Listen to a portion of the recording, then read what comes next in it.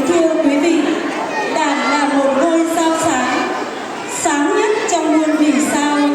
Đó cũng là nội dung của bài hát Đảng là cuộc sống của tôi, sáng tác của nhạc sĩ Nguyễn Đức Toàn.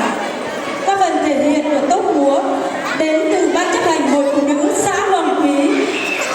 Xin mời quý vị cùng thưởng thức và lắng nghe.